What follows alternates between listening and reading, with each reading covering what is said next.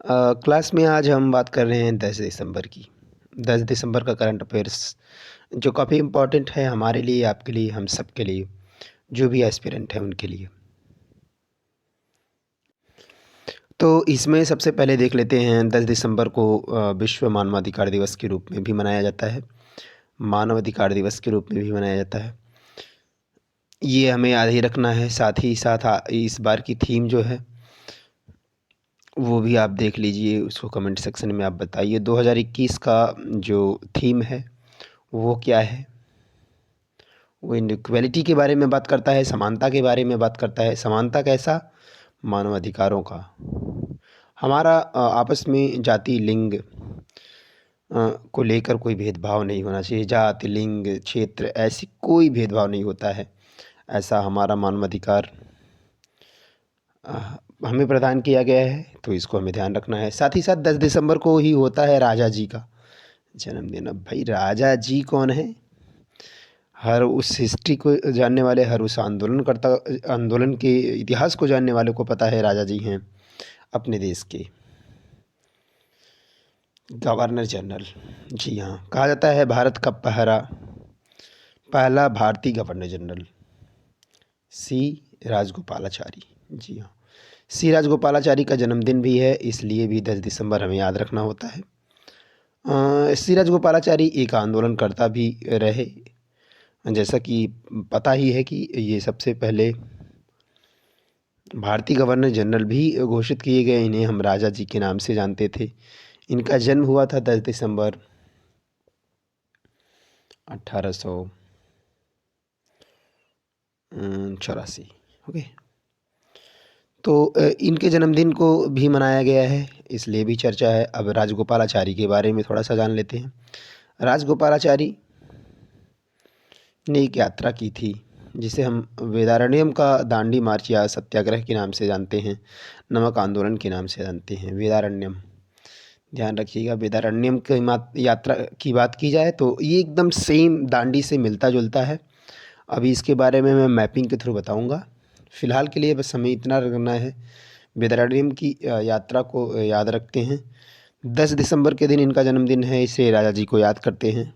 और राजा जी यानी सी राजगोपालाचारी के को 1955 में भारत रत्न से भी नवाजा गया है, इसलिए भी इन्हें याद रखना है। ये सारी जो भी बातें हम बता रहे हैं, ये सारे टॉपिक कहीं ना कहीं एग्जामिनेशंस में आए हुए हैं, इसलिए हमने कहा चलिए इसकी चर्चा कर देते हैं। तो चलिए अब वेदारण्यम और दांडी मार्च को एक बार दोहरा लेते हैं।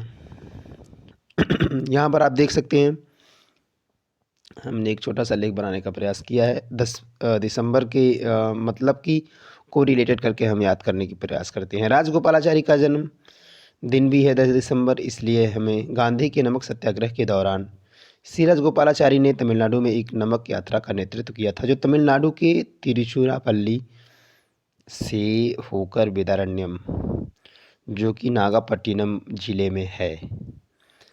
जैसा कि सबको पता है, दांडी मार्च समुद्र का किनारा था, वैसे ही तमिलनाडु में भी समुद्र के किनारे वेदारण्यम नामक स्थान पर जाकर इन्होंने नमक आंदोलन को तोड़ा था। यही आंदोलन वेदारण्यम मार्च के नाम से भी जाना जाता है। आप यहाँ पर देख सकते हैं, नमक सत्याग्रह कहा जाता है।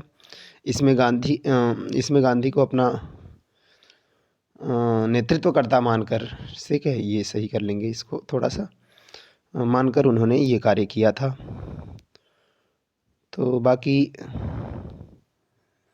13 अप्रैल 1930 को तिरुचिरापल्ली से शुरू हुआ था और तत्कालीन तंजौर जिले में एक छोटा सा तटीय शहर है वेदारण्यम। आज वर्तमान में इसे हम नागापट्टिनम जिले में करते हैं। इसकी मैप लोकेशन भी आप ध्यान रखिए। ये भी लगभग 240 मील की ही यात्रा थी, जैसा कि विदित है। 12 मार्च 1930 को गुजरात के अहमदाबाद जिले से साबरमती आश्रम से प्रारंभ होकर नवसारी जिले के दांडी तक 6 अप्रैल 1930 को जो पूरा किया गया था, उसमें भी 240-41 मील की बात की गई है।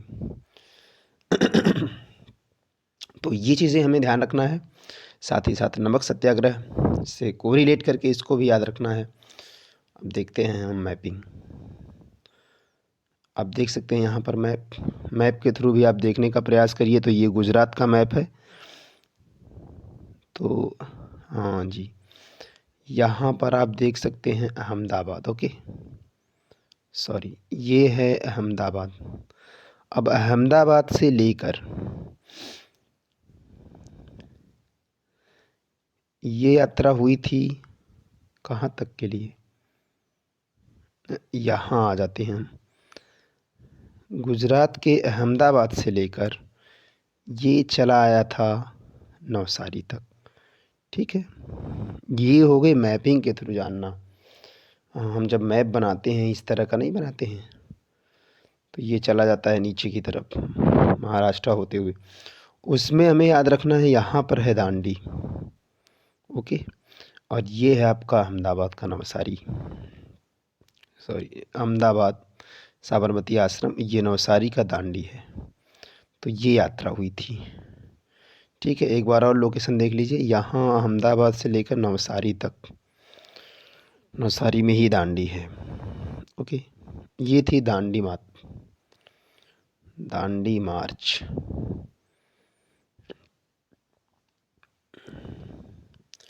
तो मैपिंग के थ्रू अगर हम याद रखेंगे तो हमें याद रहेगा। अब यहाँ पर देख लेते हैं,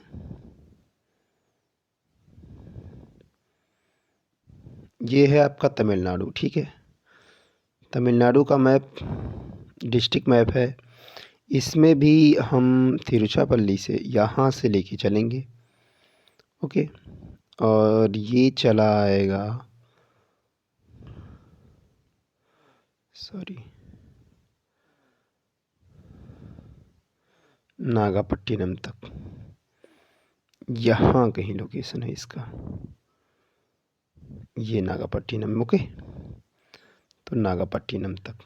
तो इसको हम ऐसे याद रखेंगे जिससे हमें याद भी रहे और हमारे सभी इंद्रियों का उपयोग भी होता रहे। वो हम शिक्षा शास्त्र के एक नेट क्वालिफाइड हैं, तो हम ये चाहते हैं कि आपका जो 5 सेंस ऑर्गन है वो सब इसमें काम करे। बोलना, सुनना, आँखें, हाथ, आँख, कान, नाक, मतलब त्वचा टच भी करे। तो इस तरीके से हमें याद रखना है। बाकी फिर मिलेंगे अगले सेशन में। फ़िलहाल के लिए बाय बाय, नमस्ते।